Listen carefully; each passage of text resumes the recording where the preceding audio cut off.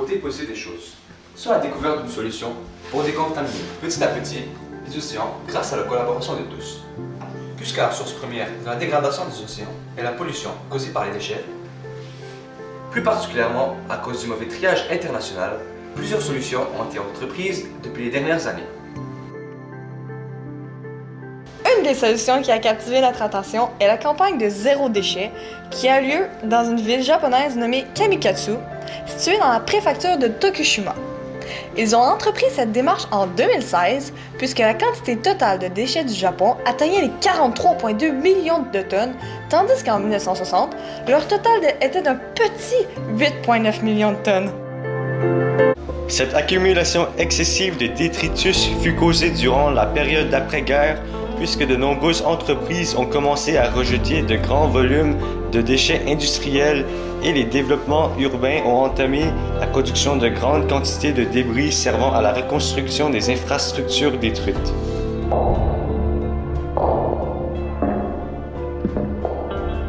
Selon le ministère de l'Environnement japonais, les 43,2 millions de débris pouvaient remplir 116 fois le stade de baseball en forme de dôme de Tokyo.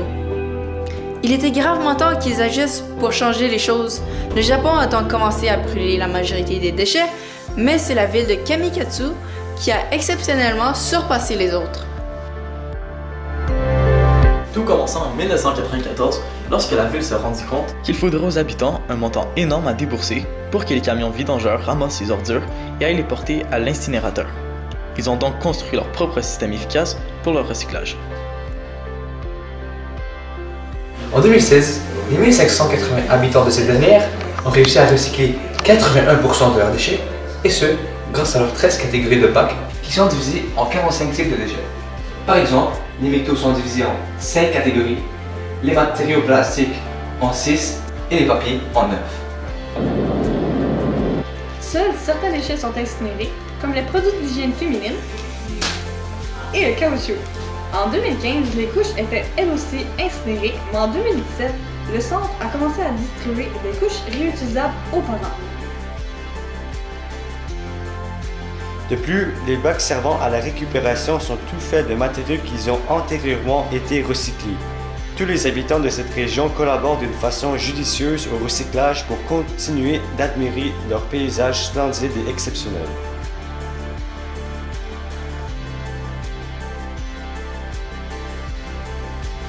En 2003, la ville Kamikatsu avait pour but de devenir une ville zéro déchet, et ce en 2020, donc l'année prochaine, et de ne plus avoir recours aux sites d'enfouissement ainsi qu'aux incinérateurs puisqu'ils font énormément de pollution. Ils veulent faire de leur ville un endroit sain et inciter les autres grands dirigeants mondiaux de faire comme eux pour sauver la planète. Une autre solution qu'ils ont trouvée afin de réduire leurs déchets est le compostage. Des bacs publics sont présents dans la ville, où des micro-organismes transforment les ordures brutes. Ils ont opté pour le compostage pour 3 simples raisons.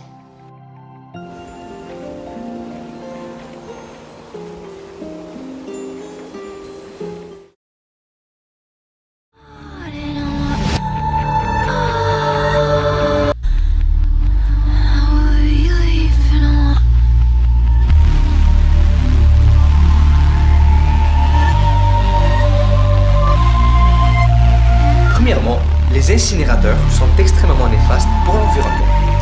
En plus de leur mauvaise influence sur l'environnement, ils sont incroyablement coûteux.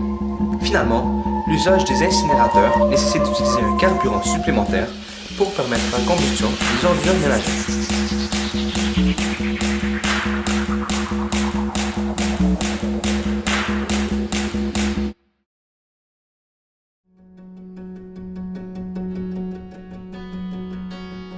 En plus d'être une excellente initiative de dépollution et qui devrait être copiée par plusieurs autres grandes villes, le centre de triage où les bacs sont situés représente un lieu d'interaction pour les habitants puisque cette ville est située dans les montagnes et c'est une ville avec peu de centres d'interaction pour ses habitants.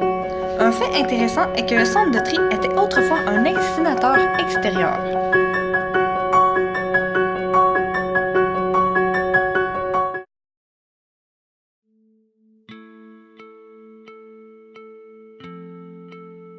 La directrice du centre explique que plus d'effort est présent dans le tri des ressources, plus le prix des matériaux augmente sur le marché.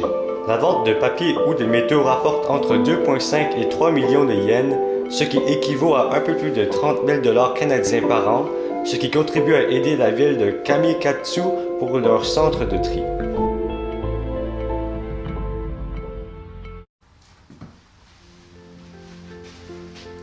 Comme Neil Armstrong l'a si bien dit, un petit pas pour l'homme, un grand pas pour les océans.